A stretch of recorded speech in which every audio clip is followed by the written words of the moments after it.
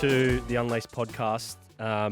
As mentioned in previous episodes, we love running these sessions with some of the best athletes, some of the most interesting athletes in and around sport that we can get hold of. And obviously we want to get to understand them more and the in-depth perspectives that they have. So fortunate enough here today that I've got a good friend of mine, Mitch Creek, one of the NBL superstars, where we go quite a way back, but glad to have you in, Creaky. How you going, mate? I'm going well, mate. It's a pleasure to be here. It's something that's probably been in the making for a while now. It has. Considering how far back our paths do cross. It's awesome to be here. Yeah, man. We were just speaking off air, but it was 2009 or 2010 we're at the AIS together.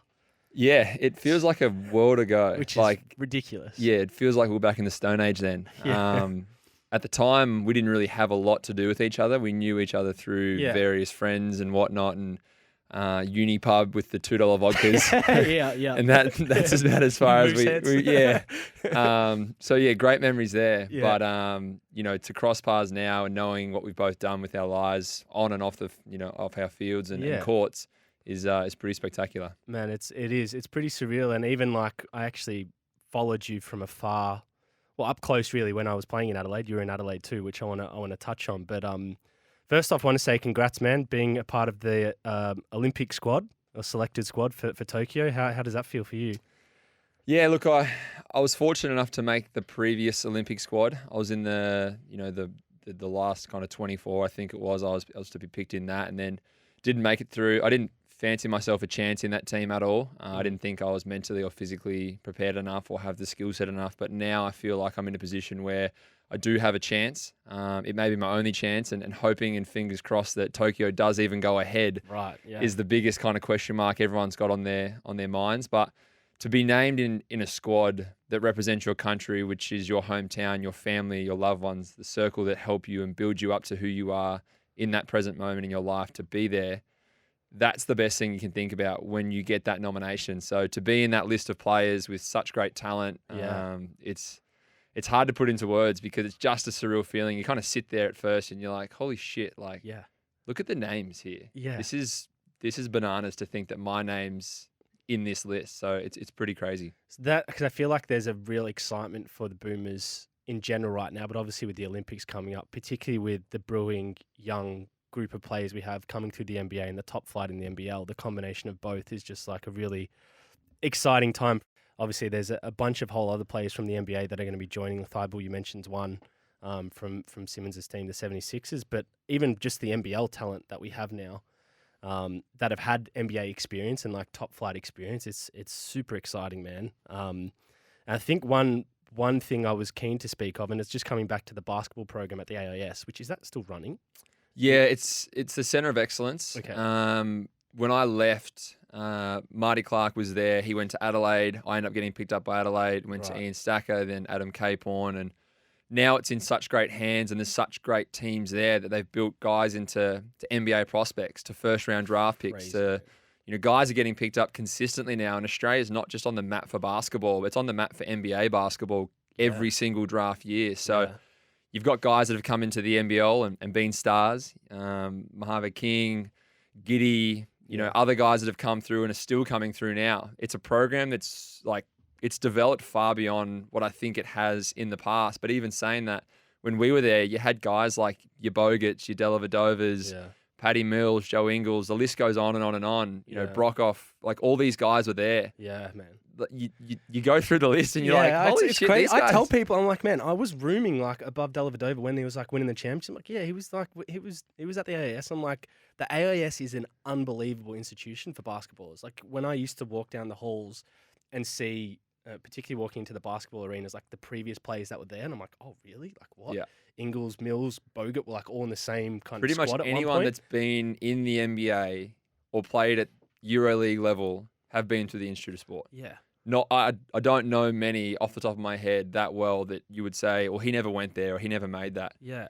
I think a notable name in the NBL is Nathan Sobey. Yeah. Didn't have Victoria selection, Warrnambool kid. Wow. Didn't really have any of that coming up with the national program or, Institute of Sport. And he's now the MVP of the league, in my opinion. That's crazy. It's crazy that there's not many people you can actually say that about, and he's one of those guys. So it's few and far between. A lot of the guys that are in big roles in teams have gone through that program and had that extra attention, the knowledge, the skill set development, the recovery, nutrition, the mental side of things. Yeah. All of that teaching accumulates little bits over long periods of time, Correct. make huge gains. And that's where the Institute separates itself from just being a regular basketballer, in Horsham or, in Ballarat or in Melbourne, in one of the, Diamond Valley or Knox, no matter where you are, there's a difference in what you learn and who you're around every single day. And that's the biggest contributing factor. Yeah. I felt that was like a point of difference at the AIS was like, yeah, it's great. I'm with an elite, because I was obviously there for soccer, I'm with elite soccering group of players. But the actual atmosphere and facilities of the AIS is like, you can't really compare that to anywhere in the world, because you've got the best professionals in each of their fields, not just athletes. Like we've got the sports medicine, coaching, like chefs, they're all combining in the one space. It was just like an energetic place of like talent and success. And you looked around and you had world champions. Yeah. You had gold medalists. You had Commonwealth Games medalists. You had people who were setting world records. Yeah. And you kind of wake up and you shortcut a day, or you half-ass something, and you're like, shit, like I really better pick my game up, because I'm eating next to, Kyle Chalmers, who just set an Olympic world record. Yeah, literally. I better start bloody pushing myself a little bit harder here. But you're right, there's nowhere to hide. Yeah. And at that level, you have to make a decision. Like, am I going to be mediocre at something and just apply myself 50, 60, 70, 80% of the time? Yeah. Or am I really going to dive in the deep end and say, you know what, I'm going to sacrifice some of the parties. I'm going to sacrifice the birthdays, the family occasions, the holidays, the vacations, and I'm going to do my strict eating. I'm going to work on my diet. I'm going to work on my health and my mindset training and my ability to be resilient under pressure, to apply yourself physically and mentally every day. Yeah. To do study hall as much as we all hated it. Oh, study hall, study the curse, hall, man. I was in study hall a lot, man. Were you 4 nights a week or 2 nights a week? Depended which course you were doing, tertiary or accredited? I was 4. Oh, that's legit, man. I was doing my study as well as my schooling as well, because I wasn't great at school and I missed quite a few subjects. Because I dropped out at the end of year 10 to do mechanical engineering. So I had to make it up by doing extra study. So I kind of rinsed myself there. Study hall, for all the listeners at the AIS, was essentially 2 hours a night, 4 nights a week, that you would have to go in and do your homework, because we had limited time to get to school and limited time to actually finish off the schooling or the homework we had. So after those long days of training, you had 2 hours to give it at night. And it kind of does build in a little bit to my next question, because you have sacrificed a lot. You mentioned like being a Horsham boy for one, and if you look at your career journey thus far, you've obviously had to leave a lot of situations and people behind, and now you're into a new opportunity, a new franchise in the Southeast Phoenix, which is this its second season? Second year, yeah. With obviously the COVID stuff, but I mean, what's that been like for you to be a part of a new franchise from its inception? Yeah, look, to touch on being away at such a young age, you do give up so much. Yeah. And people don't understand. They just look at you now and say, oh, cool, you get to be a franchise player. You get to captain a team. You get to play for Australia. You get to play in the NBA. How good is that? You live a sick life. Well, you don't know. You really don't know what's going on behind the scenes, mate. You know, people are so quick to judge and jump online and type a comment and say, you're shit, you're this, you suck, go die, like quit. Yeah. And you're like, do you actually know how much I've sacrificed? The pain I've gone through, the injuries, the setbacks, just to get to the point to have a chance to be successful or to be in the right stadium in front of the right coach to be selected. Yeah. Now, when I got asked to play for Southeast Melbourne, I basically jumped at the opportunity. One, I went from Adelaide being an MVP. I went in Adelaide when I was young. Yeah. At 18, I got signed. And I was the shittest player on the roster by a mile. I was trash. Yeah. I walked in and saw, Adam Ballinger, Jacob Holmes, who's now, the CEO of the Players Association. He was in there shooting threes. And he's like 6'10", like double machine, shooting threes. And I was like, I can't even make a three. I'm just a skinny, athletic 18-year-old that was pretty much banking on athleticism and being able to finish and just raw talent. Yeah. But that gave me the ability to learn. And then all of a sudden you look so far ahead, you leave as an MVP, you go overseas, you try and do your thing there. Then the ability to come up and be a franchise guy, you're like, well, that's kind of everything I've worked towards. You don't really plan to be that guy, but you're just like, let's just see where the chips fall and where my hard work gets me. Now you have guys like Tommy Greer who comes in and says, hey, look, me and Simon Mitchell are putting a team together. We want you to front run that. We want to build around you. What do you think about that? You turn into it and you go, well, Yeah, that'd be great. Sweet. Yeah. Cool. What do you need me to do? Like, Where do I slide? this is pretty cool. Yeah. But with that comes a lot of pressure. Yeah, of course. Not just being a franchise guy, but being a captain, someone that people turn to say, hey, I need you to be a leader. Mm. No matter what happens, it kind of gets pointed in my direction. If we win, they go, oh, great job. But it's not you, it's the team. Yeah. You lose and it's like, oh, that's your fault. Yeah. There's stress between players and coaches and myself or whatever comes up in the world of sport and professionalism. You have to deal with those things. You have communication with high performance, with staff, with the playing group. You've got to kind of sit in the middle and kind of play devil's advocate because you want to try and make sure your team's flourishing on all, and firing on all cylinders. Everyone's, successful. But then as a coaching side of things, you need to be the voice that kind of can rebound what everyone needs and find a happy middle. Mm. So there is a lot that goes into it. And as you say, there's a lot of sacrifice. But to be in that position, it's kind of like, well, this is what you play for. That's the whole, yeah. This is why you get paid well. This is why you put in that time earlier on in your career to learn these things so you can, mitigate any hard, challenging situations and go, you know what, that's water for ducks back. Yeah. For someone else, that might cripple them and they may not be able to play consistently or even at all. Mm. But for you, it's kind of like you get little, oh, what's that? And then you brush it off and you keep moving and navigating way through ways to try and find success. So I think that's the biggest thing right now is just trying to navigate your way through to try and find success however the way you can. Yeah. It's pretty cool because I feel like in basketball it's unique in the sense of there always is kind of a go-to guy. And we do have a lot of people that listen from the NBL and basketball fans that are listening. So you're probably aware of Creaky's dominance in the NBL for a long time. But you are one of the most talented and most gifted players in the NBL and who are performing probably weekly, every game consistently. I mean, your stats this year are pretty phenomenal. I was having a look before and he's in the top few of every kind of category, which is a compliment to you. But it is interesting how you say you weren't always that.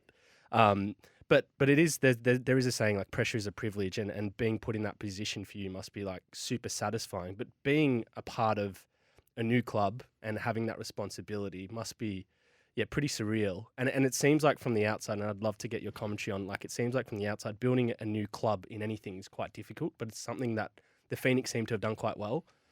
Yeah, look, they have. We try to come in day one and everyone has the cloud board and you go, oh, let's be resilient. Let's be tough. Let's do it together. And you have all these cliche bullshit words that everyone writes up and you waste 3 hours doing it and everyone leaves and goes, that was the biggest waste of time. What were the things? And we actually wanted to go in and say, yeah, we want those things. We wanted heart. What does that stand for? What is each letter? What are the pillars that we want to build this club on? What's the foundation? What are we okay with? What are we not okay with? If you walk into our club, what is the staple? Yeah. What's the benchmark that we say anything less than that, you can piss off and walk out that door, mate? Yeah. I'm going to challenge you. And that's where we've got to pretty quickly. Yeah. And we've built ourselves a great team year one. We came in, we made a few changes. We got some excellent guys. In year two, now we're a different beast. Now the whole league's grown. The whole league's deep. Yeah, every week you're like, holy shit, I got to go and play against 5 studs. Yeah. And then 2 great imports. Yeah. And then you got bench guys and you got great coaches. And you're like, well, there's no night off now. Yeah. There's not an easy team that you go and you go, probably going to beat them this week. We can probably just, fart ass around. You can't have that. Every day has to be, how did we get better today? How are we going to get better tomorrow? And how can we maximize our potential to give ourselves a chance to be a winning team? Yeah. One game's not enough. Yeah. Being a 600 team isn't enough now. You can't just be 14-14 and maybe scrape in. You're going to have to dominate some teams. And for me right now, to be someone that gets to build that, have guys come in like your Brockoffs and, your Cam Gliddens, your Tarangis, you get to say, hey, look, this is sick. This is what we got going on here. Be a part of it. And we're growing something really special. So in the next couple of years, I'm really excited to see what we continue to do. But hopefully this year, I believe that we're good enough to really make ourselves into the finals and kind of hopefully, the next step from there. Man. But, right now it's about getting there and trying to find camaraderie and getting everyone healthy. And once we do that, we'll be a very dangerous team. I can't imagine you just you want to win now and you want to win as much as you can. So how do you balance that out? Because you're trying to win a championship, but at the same time, you're assessing the process of this new club and where they're at. Yeah, I think Adelaide was a culmination of having a core group for a long period of time, finding pieces that came in and out, and you say, that kind of works, that kind of doesn't. That kind of works, that kind of doesn't. And all of a sudden you find, I've got 7 centerpieces. You know, it's like doing a puzzle. You need all your outside pieces first. No one works from the inside out. If you do, you're a psychopath. So we now are at a point where we've got all the pieces. We just need to get everyone on the same page consistently for 40 minutes. Now, we've been pretty close in a couple of games, but then there's also those games where you're down 20 at halftime. Some days you've got a big watermelon, and the other day you've got a grape. And you're like, how does that work? You're like, where did the watermelon go? I want the watermelon back. You know, I want the big successful piece of fruit. Yeah. So all of a sudden you sit there and you go, well, how do I get this more often than not? That's the battle that every team goes through. 100%. And for me, I just want to win. I want to be a competitor every single possession. I want to dominate my opponent.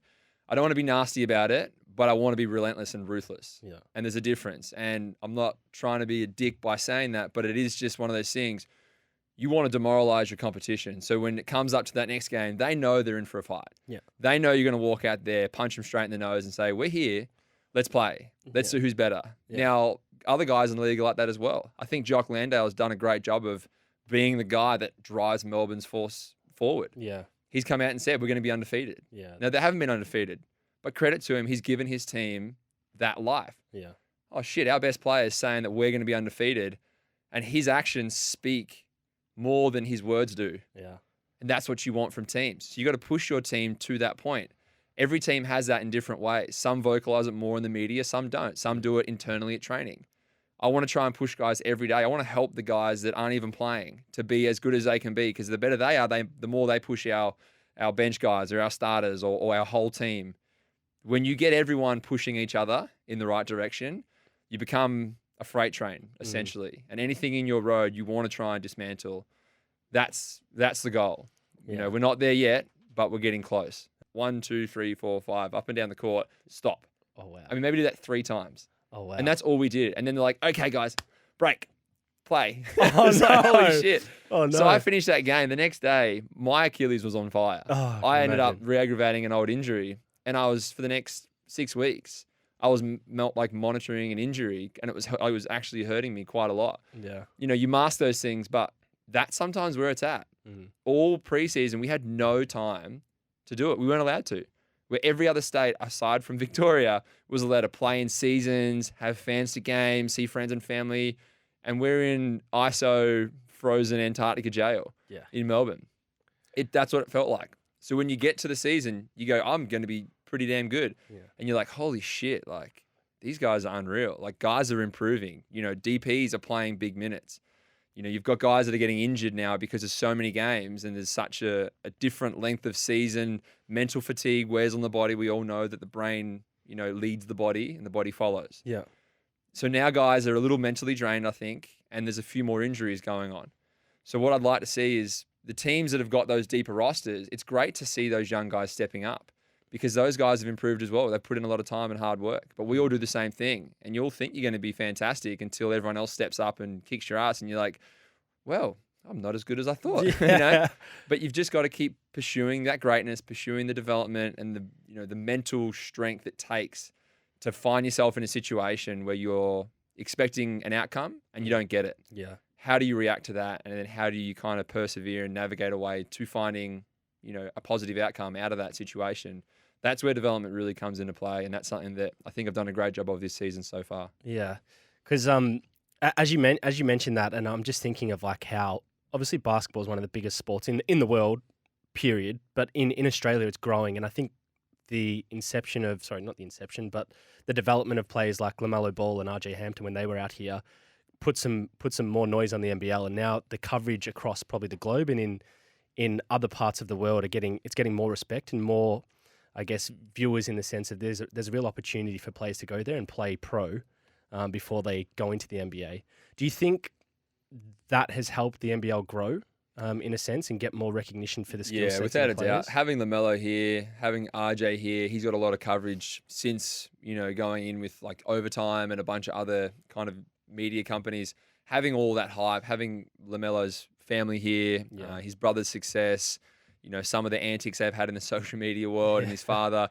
It's great. He's a great businessman. His father's done a great job of all his boys. And, you know, credit to LaMelo. He came in and he silenced a lot of haters and a lot of critics. Yeah. And then he went to the NBA and people were like, he's not going to be that good. and he's an absolute weapon. Yeah, he's rookie of the year almost, like leading right now. It's absurd to think that he hasn't and those guys haven't pushed this league to new levels. So I think the NBL's done a great job of marketing Australia to be what it is, but then us in general as players in this league and Australians and Americans and European guys that are coming in, we're proving that this league's such a tough league to come and play in. Yeah. Guys that have been in the NBA that are coming back that don't dominate. Yeah. Guys that are in, good stretches and guys that are in a bit of slumps. You think guys are going to come in and be absolute stars and they're not. That's the difference between the NBL and, what the reality is here and what some people's expectations are. I think the league's probably the best league outside the NBA. Yeah. I'd like to argue that with most people. Now, some higher level EuroLeague teams have got 6 imports. Like, Correct. give us 6 imports and we'll do the same thing. But even with our top Australian teams, I think we push those teams and even beat those teams. So our style of play is really hard to play with. The defensive schemes that we play with as well is different to America and Europe. So, it's one of those things. You come here and you've got to play. You've got to be ready. You've got to have a good skill set. You've got to be tough. You've got to be fit. You've got to be able to do everything. Otherwise, you're going to kind of sit at the end of the bench and not really play a whole lot. And we've seen that time and time again with guys coming into the league. Is it fair to say, though, that the NBL's always kind of been like that? It's just getting more recognition? Or do you actually think it's developed? No, it's developed a lot. Yeah, it really has developed a lot. Okay. The quality of Americans has always been great. But it feels like the guys we've got now are getting better and better and better. Yeah. Their skill sets are wider. The Australians are better. We're getting guys coming back that aren't playing in Europe that are coming to play here. That's a statement. That's a big statement for the league to have guys that say, well, I'm going to come back to Australia and play there because I'm going to get paid well. I'm going to get looked after. The quality of life, the lifestyle itself, and the level of play can actually project me into where I want to go. Yeah. Whether it's high-level EuroLeague teams or whether it is the NBA, we have the choice now and we have a pathway to do that. I think what Larry, what Jeremy, what all the guys that have actually put into this league, we're like us as players are reaping the benefits of it because we're getting rewarded with opportunities, whether it be locally or whether it be abroad. Yeah.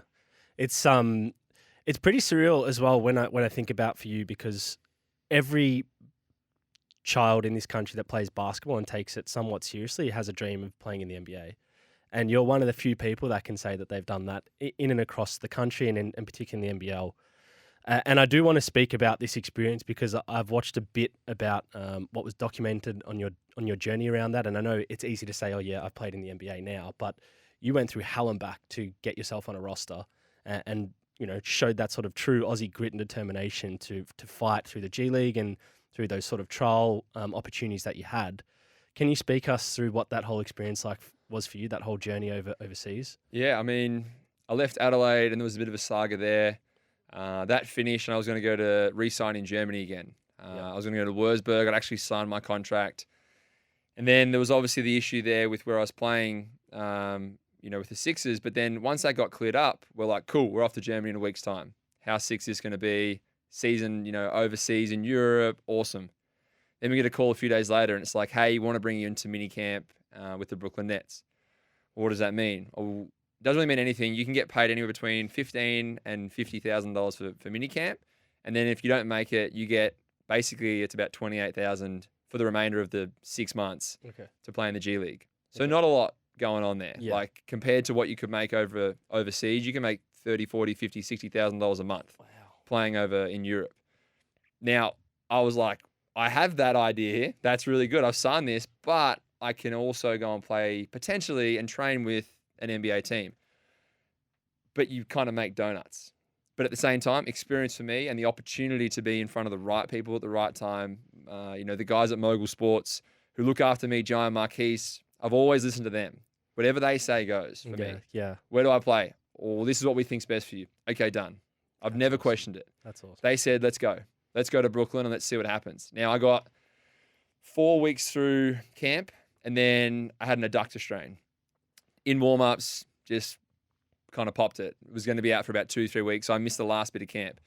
Now, I got all the way through camp pretty much, and other guys got cut. There was 2 of us that got left in there. And the other guy was, I think, Jordan McLaughlin. Okay. And Jordan now plays for Minnesota Timberwolves. Crazy. So he's been signed there. So he's a great, great player that I got to play with, along the journey, which was fantastic. Now, that goes all the way through. You don't make the team. So you go play G League.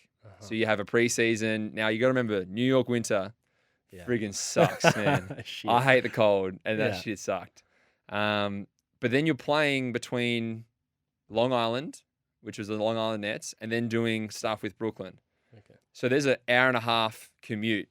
You know, that's a long commute sitting in traffic. Now, there were days where you would go and train with Long Island at 8, 9 in the morning. You'd finish at 11. You get in a car. You drive all the way to Brooklyn, and you go and work out with the guys that were injured to get them back healthy. Then you drive all the way back home, and then you go to the gym or you do whatever you had to do, you rehab. You wake up the next morning, you do it all again. Wow. I went through 4 or 5 months of playing really good basketball, playing a great role, doing all the right things. I left almost at the end of my tenure there. I almost left and went back to Germany. I was like, I'm not getting picked up. The windows for 10 days are closing. I don't know if I'm actually going to make it. We had serious conversations and spoke to teams and were like, hey, this is where we're at. We spoke to Brooklyn and we spoke to Long Island and said, you know, financially, we need to make decisions because we've got really good opportunities. And if this window's not really looking like it's going to stay open, we're going to have to take our opportunities elsewhere. There's no pressure. It's just an honest opinion of we can go and do something really special for 4 or 5 months and try and elevate ourselves into maybe a top 4 or 5 team in the BBL in Germany or maybe in EuroLeague. So that was there. And it was like, what are we going to do? You know, I got a call at like 10 o'clock at night from my head coach, Will Weaver, at the time. Now, Will and I have got a great relationship from the Australian Boomers program, and he basically called me and just said, you know, this is a Sunday night. We're about to go on a, I think, 13-day West Coast swing and play like 11 games or something like that over 2 weeks.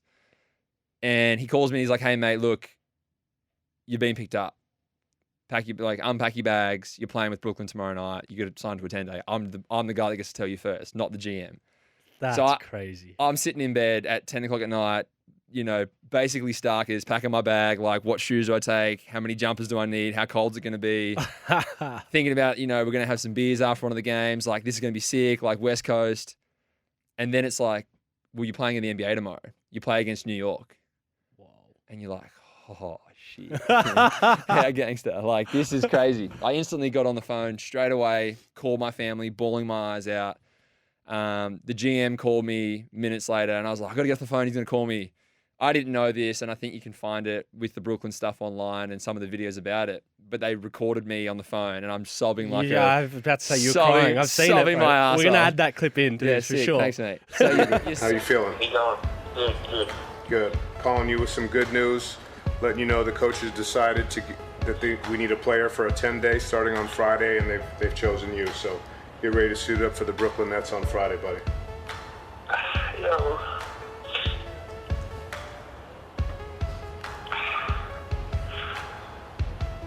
You're sobbing your way through a conversation, getting picked up, and then you get to play in your 10 days. Now, the very first day, they're like, you're not going to play the first game. Just chill out. It's all good. Well, Rondé Hollins-Jefferson goes in for a foul, gets fouled, hurts his shoulder. So what happens there, as an injured player from our team gets fouled and goes off with an injury, the opposing team's coach gets to select who shoots the foul shots. Knowing well and true that I was just signed to a 10-day, shitting myself, knowing I wasn't going to play, and he picked me. So I looked down the bench, and I'm like, yeah, you know, right hot, whatever, going crazy, having a great time, looking around, not paying any attention to thinking about playing. And Kenny Atkinson pointed at me. He's like, come on, you're in. And I was like, oh, my God. I had my rip-away pants. I nearly fell off. Like, I nearly fell over, sorry. Trying to take my jersey off, put my mouth guard in, do everything. And I actually wasn't 100% aware of what I had to be doing at the time. I knew I had to shoot foul shots, and I didn't know if Kenny just chose me to be in and to try and give me a gimme point to, you know, make me feel better about maybe starting or playing in the NBA. And I made one of two. I missed my first one really badly. I couldn't feel my legs, my arms, my hands, nothing. I was shaking. I felt sick. Like, I was so nervous. It just was, I've never felt that in my life until I walked out and I was like actually shivering and shaking. I made that, and then the rest is history. I played the next night against Boston Celtics at TD Garden, you know, court where Michael Jordan and Larry Bird used to play each other. To be on that court as an NBA player, that actual memory itself was enough for me to, you know, that is so unbelievably cool. The fact that I got to run on the same hardwood as those guys did. Yeah, it's so surreal to play against the MVP and Giannis and to have, you know, a pretty decent stat line, to guard him for multiple possessions in a year where he was so dominant, to play against those guys and to watch him up close is so amazing. That all finished up, went back to the G League, then I went to Minnesota and then got signed there. I didn't play any games there until the last 2 minutes of my last game, but I did everything I could. I wove towels, you fill drink bottles, you high five, you talk to guys, you be energy, and that was my role. So I wouldn't trade it for anything in the world. My job's not done. I still want to get back there. That's the whole goal. That's why I get up every single day, that and the Olympic dream. But then you've got to understand that, it may not happen, but you've got to apply yourself every day to that dream until that dream's no more. But right now, we're waiting for COVID to kindly piss off so we can travel, and then hopefully that opportunity will open up. But yeah, mate, to say it was incredible would be an absolute, insult to the whole, story itself. And that's just the good parts. Yeah. There's for all the good, there's twice as much bad that goes on. But you remember the good stuff because that's what makes you feel so alive and gives you the passion to keep doing it every day. But they don't understand that you sit there at night and you might be on the phone to your family in tears like, I want to come home. Mm. Like, I don't really have friends outside of this. Like, I don't know anyone. We're traveling so much. I'm injured. I'm not happy. I'm being told one thing, but something else is actually going on behind the scenes. No one sees that. No one knows how much you struggle before you get your success. No one knows that the bright lights only come on for one night a week or for 2 or 3 nights a week. They don't understand the 6 a.m. wake-ups and the training sessions back-to-back and the injuries and the setbacks. People don't get that. Yeah. And unless you're in the position, you don't really, truly appreciate it either. So when you're there, you have to maximize your opportunities because they don't come very often. And even then, you think you deserve it. You don't deserve it. Mm.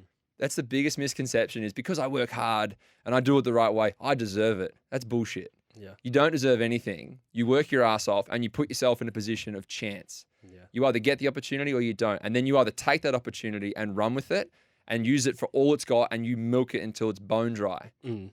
And then maybe they give you another one. And if they don't, well, stiff titties. Yeah, Go yeah. home, work your ass off and get yourself in a position to get a chance again. Yeah. And that's the only thing I try and do right now is for myself, my teammates, my coaching staff, and my friends, my general life, business, relationships. That's all it is trying to, how can you maximize and have, a fulfilled, happy life Yeah. with everything you do. And I take a lot of that from sport and my learnings there and try and apply it in everything else I do. Man, that's beautifully said. And this is one of the things that I wanted to touch on with you because not knowing you completely well personally, but knowing you from afar and obviously knowing Gibbo, who you live with, I know that you're quite detailed in your approach to basketball and you are a big sort of believer in not just obviously maximizing your ability, but from a mindfulness point of view and how you sort of work with the mind. Because being an athlete, you touched on, as some people will know, but most maybe not, it can be really lonely. Like it can be a really lonely period despite you being in the spotlight and under scrutiny and it's seeming like a privilege, which it is. There are periods where like you can't be a normal human being. So can you speak to me about, I guess, your approach to basketball, your detail and I guess the mindset sort of focus that you have that enables you to be as successful as you are? It starts off as the fishbowl effect. You're the fish in a little fishbowl and everyone in the room walks around and taps on the glass. And everyone can tap on the glass and knock on it and, oh, who's the fish? And that's what it feels like at times. You're that fish in a bowl and you can't do anything. You're just swimming around. And anytime you say something back or you have an action towards anyone or anything, you get scrutinized for that. Public perception, trial by media is the most hard thing to overcome nowadays, no matter what you do. So when you're in that position and you're trying to do the right thing and you upset one person, sometimes that snowballs into 100 other people or 1,000 or 10,000. But nowadays, the mindset of how everything goes ahead is like, what do I need to be happy? What do I need to be, healthy? What do I need to be as elite as possible to give myself success? Yeah. Now, success is what you determine it to be. Some people it's monetary. Some people it's happiness. Some people it's winning. Mm-hmm. Some people it's just competing or saying, you know what? I don't really love basketball, but I get to play it and I get paid, so it's pretty sick. I love basketball. I love competing. I love watching my family be proud. Those are the things that I try and rely on most when I'm trying to draw from experience, in those moments is why am I here? What am I really doing this for? What am I sacrificing and what's the end goal? So everything I do now, my mindset and my approach to being an elite athlete in every way that may come across to whoever it is that listens, you need to find out your reasons why you want to do it for a start. Yeah. You know, what brought you here? What's your why? Yeah, what's your why? It sounds super cliche and silly. Yeah. But if you don't have a good reason to play, you're not going to be able to draw on whatever it is to dig deep and to sacrifice or to push through, you know, a torn Achilles or, you know, 2 torn discs in your back. Yeah. You're not going to push through that. Yeah. You put your hand up and say, it's a bit too hard today. You know, I'm just going to take a day off. Yeah. You know? So you're right. It's sometimes a super lonely thing. Yeah. But what is it? Yeah. You can always call someone. You can call your sister, you know, your brothers, your family, you know, whoever it is. You can always reach out.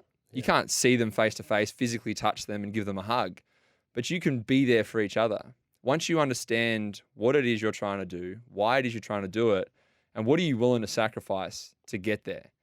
You're the same. You've sacrificed things people would never know. Yeah. I'm the same. Yeah. Everyone's got their own story. No one's is more important or less important than anyone else's, but it's your story. Yeah. If you don't want to tell it, don't tell it. If you think someone else can benefit from it, then share it. Yeah. But at the end of the day, mate, I look at it and I just say, what am I really doing this for? What am I willing to sacrifice to get to my goal? And then once my basketball career is done, what am I trying to do? I've got to think about that now as well. So it's a big pond we're swimming in, and sometimes we don't get to do the things we want to do right now, and sometimes we lose a lot of years, and you look back and you go, was it worth it? Well, it depends. What's your why? Why are you really doing this? What's the thing you want most? Yeah. I've figured that out. And I know that. So I think that's why I'm in a position I am now, and that I'm going to continue to push forward because I know exactly why I'm doing it. Yeah. When you talk about what's your why, like, and it's great that you shared that, and I think your why makes so much sense, and I can understand how that drives you, but you are quite strong mentally. Do you work on like your mental aspect, or is that just something that's come with time and the rigors of what your experiences are? Or do you actually give time and energy to, like, you know, maximizing your sort of brain power to affect your basketball? Definitely put in a lot of time and effort. I worked with someone for quite a few years now by the name of Dean Evans. You know, he's been someone that's been an absolute superstar in helping me understand myself first, my issues that I had, you know, personally, family, relationship, whatever it might be. He helped me understand all those things so I could overcome myself before I could tackle anything else. And a lot of people, you know, trauma is something that people overlook. Correct. You know, I understand my body very well. I treat it not always as a temple it should be, but I definitely do treat it with respect. And I know what I can, you know, how I can push it. You know, I know what I can and can't do. So when I look at my mind, I understand that my mind's the strongest thing that's going to help my body move forward at all times. Understanding that I'm going to make a lot of mistakes. I'm going to, you know, say the wrong things. I'm going to perform, you know, the wrong way or do something that's not to how I want to try and see myself performing. But I understand that I'm going to make mistakes. And I'm going to learn from them, and I'm going to take that and I'm going to, well, how can I get past this? Yeah. Or what's this next obstacle? I can call up, you know, Dean or whoever it is and people I work with and say, what's something I can really look at this? This is what I'm feeling. This is what I'm thinking. Now, it might be performance related. It might be, you know, something in my personal life. But normally I'll call him, speak to him on the phone, and the one thing that I might write 3 or 4 things down. I might talk about those 3 or 4 things for 15 seconds and then talk about this yellow duck for the next 45. Yeah. And I'm like, where the hell did this duck come from? Why am I talking about a duck? Yeah. You just never know. You're like, all of a sudden you think it's one thing, and then it's completely different. 10 others, yeah. You don't understand what it is until you're talking about it, and then you realize, holy shit, I've been neglecting the most obvious thing. Yeah. For me, nearly 10 years went by, and there was something I held on to in my life, 2 or 3 things, and it held me back for so long. I was so self-conscious. And a lot of people would think, oh, you know, you seem pretty outgoing and the things you do in your outside life is pretty crazy, it's pretty cool and pretty razzy. But for so long, I was so uncomfortable with myself because I held on to a few things. And one day I dealt with it and I talked about it, and I actually opened up a can of worms that was so far pressed somewhere, I didn't even know it was in my body. Wow. And I let that go. And I had conversations with certain people in my life, and that was the turning point for me, where my career, like, in my opinion, took off. Yeah. I let a lot of my stress go and my carefree. I stopped worrying about what anyone said. I didn't give a shit who you were or what you had to say to me. If you weren't in my circle of trust, it was irrelevant. Yeah. I would take it on board. Yep, no worries. Cool. Thanks, mate. Appreciate your input. Yeah. But in the back of my mind, I was just like, can you shut up? Because I don't actually trust you. Yeah. I trust those who are in my circle, and that's it. Yeah. And when they spoke to me and when they gave my information, my coaches or whoever it is, or my circle, people that I had to be very involved with, that's when I listened and I was really taking it on board going, okay, you see me every day. You know what I'm doing every day. The person that sees you once a week, once every 2 weeks, once a month, once every, blue moon. it doesn't matter what they say. It doesn't matter what anyone thinks or what they have to say about you. It's bullshit. They're saying it for what? Are they the professional? Are they paying you millions of dollars? Are they paying you to do something? Are they employing you to do it? No. So you don't have to listen to them. People get so stuck on keyboard warriors and what people have to say and analysts and all. That's nothing. Yeah. An analyst gets paid to look at you and to make an opinion, good or bad. Why do people worry about something that doesn't have to directly affect them? If you don't hear what he says, does it affect you? Yeah. Well, no, because you've never heard it. Yeah, that's So right. if you do hear it, why does it still have to bother you? It's like the modern day athlete. You've got to be good at that because so many people will have an opinion and so many people have access to you now with social media and other forms that if you don't pick and choose who to let in and block out, you're going to be fucked. And that's the fishbowl effect. Yeah. We're the fish and they're tapping on the glass. Yeah. You suck. You can't do this. A commentator says, oh, he needs to be doing this, this, and this. Your girlfriend's like, oh, you need to shoot the ball more. You need to be more aggressive. No, no offense, but you need to shut up. Yeah. And I need to go and focus on what my coaches need me to do and my team needs me to do. Yeah. And my family, my circle. That's what's important. Yeah. So understanding that balance is key to performance. And it's something I've got a great grip of now. Don't let anything affect me. My performance is completely separate to what anyone has to say. And I think a lot of people need to try and learn from that. It's hard, but I can recommend if you speak to a professional, a sports psych, whoever, even if you want to look up Dean Evans, look up Dean Evans. He is an absolute guru, someone that I rest heavily and invest a lot of time and effort into because he's helped me so much. So if it's something you want to try and actually learn from, I really do recommend reaching out to me and I'll pass on information, or reach out to him directly. Just make sure you get the right one. Shout out Dean Evans. Man, credit to you, though, because I think you're in a minority there, and I think it's really important. One thing even though I sort of stopped playing at a high level quite young, one thing I never looked at and gave enough credit to was the mental aspect of just the general well-being and care from a mental point of view to allow me to be free on the soccer field. And I think that's a credit to you that you've invested time and energy into that, and you can articulate now the benefits to some of the listeners out there that are probably interested in why that's important, not just for athletes, for anyone in general. And it's funny, we were speaking before we jumped on air, and you are very balanced, I feel, from being an elite basketballer and elite athlete to still living a pretty cool and fun life and still having, doing, I would say normal things, but they're not normal. But I did catch a clip of you the other day jumping out of a plane. We are mid-season people as well. Jumping out of a plane, I'm like, oh, who's he jumping with? And there was no one. You just jumped out of a plane on your own in skydiving. So you are a bit of an outdoors man as well. And is that... Call it outdoors, yeah. Yeah, well, in the air. Yeah. But so can you explain a little bit about you off the court for those that don't know you and some of your interests? Pretty simply put, I love being outside. I love being active and doing stuff with my hands and being in a position of not control, but my life is in my own hands. How I do things is up to me. I don't really like putting that in other people's, hands, I guess you would call it. Yeah. Some of the things that I love most: cars, motorbikes, skydiving, and then just being with my friends, doing things, camping. Grew up in the country, so that country's me. So when people look at it and go, "Oh, you shouldn't ride motorbikes," you're like, "Cool." Well, I've got 3 or 4, so sorry. I've always been someone that's wanted to have a cool vintage car, a nice car to cruise around in. I've worked so hard, and I didn't come from much. Our family didn't come from really much at all. My dad's retired right now and kind of just relaxing. I'm in a position now where I can kind of take care of my family and do things that I've wanted to do for a very long time. That's beautiful. Man. Once I took care and got a few things sorted, I had the ability to say, well, what do you want? And I was like, I want to learn to skydive. And I got a skydive ticket from my mum when I was like 14. And I did a tandem then and fell in love straight away. Did a few around the world when I traveled. And then one day I did one and I was like, I'm going to go do solo. I'm going to learn. So when I got picked up in the NBA by Minnesota, I would train till about 1 o'clock, 1:30. I'd go and eat, shower, and then I'd get in the car, drive half an hour east, and then I'd go to the skydive center at Baldwin in Wisconsin. And I would actually go and skydive all afternoon.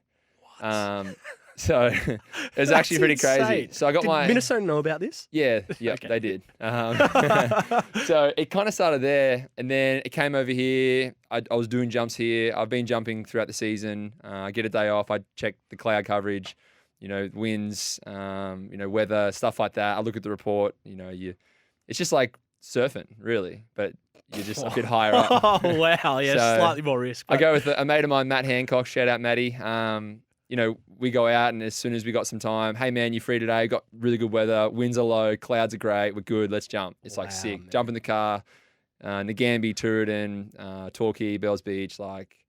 It's pretty cool to be able to do that. But as I said, there's other things I do. Like I love motorbikes. I got a couple of road bikes, dirt bike. Sponsorship with Harley Davidson Australia, which is unreal. So they give me bikes.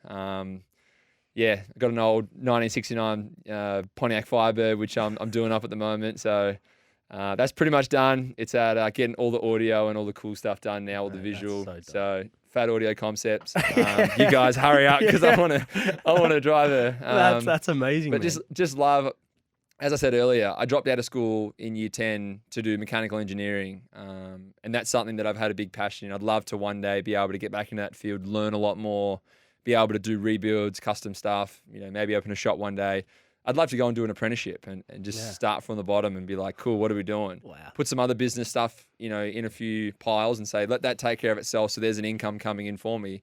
And with that time that I have and not having to go and work a 9 to 5 or to do a job or to start a business from scratch, already have that going, which I do now. That gives me time to go and work on something that I really find, my heart and soul in and something that I really appreciate. So I think cars and bikes is going to be one thing when I retire that I'll probably get into pretty heavily. There you go, people. The Mitch Creek off the court is something else. He's something on the court, but off the court, I tell you what, a very interesting man. And it's funny because probably the 99% of people would rather shoot a free throw playing for the Brooklyn Nets against the New York Knicks and feel more confident doing that than skydiving. But I've got a feeling that you have some confidence in skydiving, that they both are kind of the same kind of filter of experience for you, which is pretty unique, man. Yeah, it is. And look, people go, that's insane, that's crazy. For me, it's the most peaceful, calming thing with those activities I do. Riding race bikes or drag bikes or dirt bikes or skydiving or doing other outdoor activities. It's up to you. All the control is in your hands. I have to be the one that knows all the emergency safety procedures, what goes wrong, what can go. But at the end, by the time you know all that, it's safe. Like, you jump out of a plane, you pull your chute, you land, stand up, and you run it out, and that's it. Right. It's so peaceful and it's so relaxing. If you've seen it on my Instagram, I have. You can see how chill we are. We're playing rock, paper, scissors on the way down, having a great time, having a laugh. It's something that I wish everyone could experience. I'm going to try and do a thing. Actually, can you take me? Can I go? 100. I can't take you personally, but no. I can jump with someone whilst you're doing 100%. And that's what I want to actually try and do is actually offer a day where we go out there with maybe a few fans or some people that want to go and take them. And I'll be like, see ya, and I'll roll out the door or something with a friend. And Phoenix fans, come on, get on this train. This is so what if you want to do see. It, let us know. We'll talk to the Phoenix and see if we can tee something up with Nagambie. We're going for a chip at the Phoenix because I am a Southeast Melbourne boy, so I am a fan. But we're also going to jump out of a plane with Mitch Creek too. Creaky, bro, it's been an absolute pleasure having you on the show. I guess my sort of final comment is, you are a star of the NBL. You're putting some superstars in the NBL on the map, and the way you play every night is, I'm quite admirable of that, being an athlete, knowing how hard it is. Yeah, one, having ability and pushing. To be a hardworking player every day and on that grind, but actually being able to perform at the highest level every night is not easy to do. And that's probably for me the difference between the good and the great is the ones that can keep that consistency, man. So shout out to you, man, and hoping we get to see you kill it this year and back in the NBA one day. That'll be the dream for us all. Thanks, mate. Appreciate you having me. It's been an awesome time, brother. Thanks, bro.